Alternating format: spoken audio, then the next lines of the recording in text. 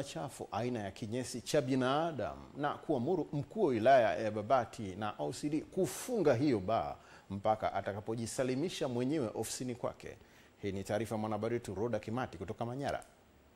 Mheshimiwa DC, funga hapa mpaka mwenye baa na musika atakaporipoti ofisini kwako. Kitendo cha wananchi kukerwa na uchafu huo na kutosikilizwa na mamlaka za chini kimepelekea wananchi hao kupiga simu na kutoa kero yao kwa mkuu wa mkoa.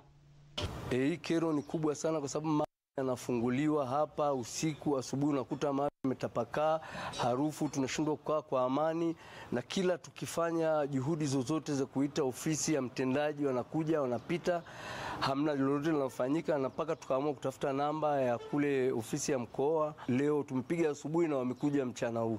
Tumepata malalamiko ya majirani walioko eneo hili hapa kwamba sijui ndio mmiliki sijui muendeshaji wa sehemu hii anatiririsha maji ya kinyesi kwenye maeneo ya wenzii.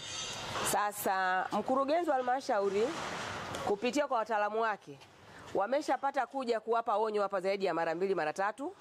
Wanasema wameshakuja kuwatoza faini hapa, lakini kama vile wameamua kuwa masugu hawasikii. Sasa kwenye nchi hakuna mtu ambaye yuko juu ya sheria, lakini taratibu ziko wazi. Unapofanya biashara yako ni lazima uzingatie afya na mazingira ya wenzio. Faida yako wewe isiwe karaa kwa wenzio. Sasa uweze kufanya biashara kwako kinyesi unapeleka kwa nyumba ya jirani au kwenye kichochoro cha jirani, nadhani si sawa sawa.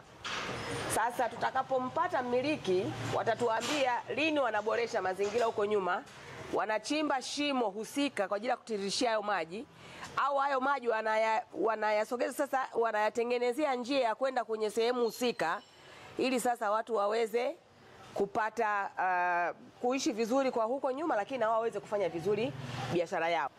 Utiririshaji wa maji machafu na vinyesi kutoka kwenye choo si usalama, na kwenye hili naomba nitoe onyo kali. Yoyote ambaye anajua sasa hivi nyumbani kwake kuna mfereji, kwenye biashara yake kuna mfereji, au zibe kabla sijapata taarifa.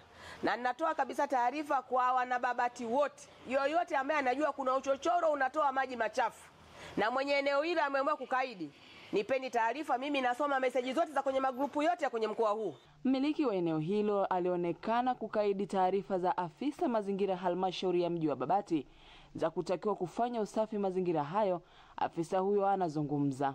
Hapo tulipokea taarifa na binafsi tumeweza kufika na timu afisa afya wa mkoa, afisa afya wa kata, afisa mazingira, tumeenda kukagua eneo hilo.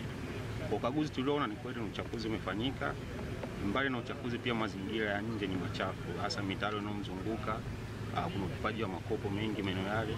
Kwa hiyo tuweza kuchukua taarifa na kuweza kumtafuta mhusika, kupokea simu. Baada ya kumpata tulimpa wito kuja halmashauri, lakini hakuweza kufika hadi wakati huu. Kutoka hapa wilayani Babati mkoani Manyara, Roda Kimati, EATV.